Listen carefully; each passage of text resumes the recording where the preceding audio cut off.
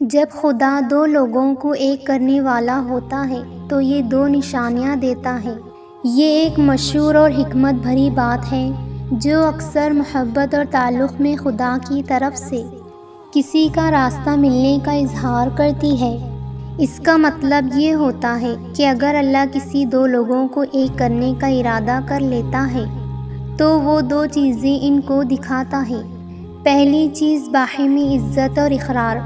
عزت کا مطلب ہے کہ دونوں افراد ایک دوسرے کی فیلنگز، سوچ، جذبات احترام کرتے ہیں۔ یہ عزت صرف الفاظ تک محدود نہیں ہوتی بلکہ ہر عمل اور ہر فیصلے میں ظاہر ہوتی ہے۔ جب دو لوگ ایک دوسرے کی بات کو غور سے سنتے ہیں اور سمجھنے کی کوشش کرتے ہیں تو یہ عزت کا احترام ہے۔ یہ ایک ایسی چیز ہے جو رشتے میں گہرائی اور ہم آہنگی لاتی ہے۔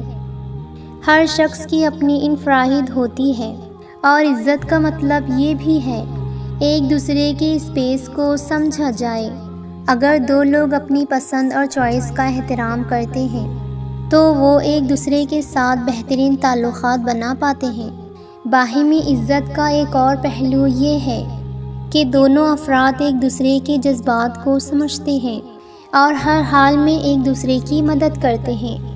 اگر کوئی مشکل وقت ہو تو اپنا درد اور پریشانی ایک دوسرے تک پہنچانا اور اس کا جواب عزت سے دینا یہ بھی عزت کا حصہ ہے۔ اقرار یہ اظہار ہے کہ دونوں افراد اپنے فرق کو سمجھ کر ایک دوسرے کو قبول کرتے ہیں۔ ہر شخص کی اپنی منفرد خصوصیات ہوتی ہے اور ان کو اپنی تعریف اور تنقید کا حق ہوتا ہے۔ یہ قبولیت ہر فرد کو اپنے مکمل شخصیت کے ساتھ ایک دوسرے کے ساتھ جینے کا موقع دیتی ہے اور رشتے میں ایمانداری اور اعتماد بڑھتا ہے۔ اختلافات کے باوجود دونوں افراد ایک دوسرے کی بات کو سمجھتے ہیں اور ایک دوسرے کی بات کو سمجھنے کی کوشش کرتے ہیں جو انہیں بہترین رشتے کی طرف لے جاتا ہے۔ دوسری چیز امتحان اور مشکلات۔ جب خدا کسی کو ایک کرنے کا ارادہ کر لیتا ہے تو انہیں ایمان اور مشکلات سے گزرنا پڑتا ہے۔ یہ امتحان ایک دوسرے کی طاقت اور دوستی کو مزید مضبوط کرتا ہے۔ ہر رشتے میں اتار چڑھاؤ آتے ہیں اور جب اللہ چاہتا ہے کہ دو لوگ ایک ہوں تو انہیں مشکلات کا سامنا کرنے کی طاقت دیتا ہے۔ یہ مشکلات اکثر رشتے میں جو انہوں نے سوچا نہیں ہوتا اس کا حصہ بن جاتی ہے۔ مثال کے طور پر جاب کا بدلنے کا مسئلہ یا خاندان کے ساتھ مسئلہ۔ اگر دو لوگ مل کر ان مشکلات کا سامنا کرتے ہیں تو ان کا بندھن مضبوط ہو جاتا ہے۔ جب دو افراد ایک دوسرے کا مشکل وقت میں ساتھ دیتے ہیں تو یہ ان کے عزم اور ایمان کو ایک دوسرے کے لیے مزید مضبوط کرتا ہے۔ یہ امتحانات ان دونوں کو ایک دوسرے کے لیے مزید محبت اور اہمیت دینے کے لیے مجبور کرتا ہے۔ ہر مشکل کے بعد دونوں افراد اپنی زندگی میں کسی نئے حصے کو سمجھ کر بہتر انسان بن جاتے ہیں۔